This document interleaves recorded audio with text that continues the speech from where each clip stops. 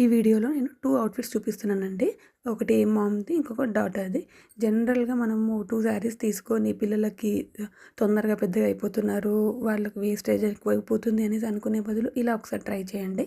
సింపుల్‌గా నెక్ ఇచ్చేసామనమాట. ఇప్పుడు ట్రెండింగ్‌లో ఉన్న నెక్ ఇచ్చేసాము మామ్‌కి. బ్లౌజ్ బ్యాక్ ఓపెన్ ఇచ్చేసాము. లెహెంగా కదా!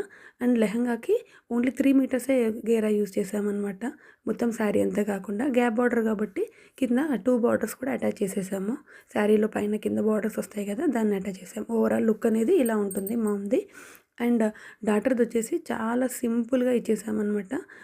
నార్మల్ క్యాజువల్ ఫ్రాక్ పాపదొచ్చేసి ఇలా ఉంటుంది.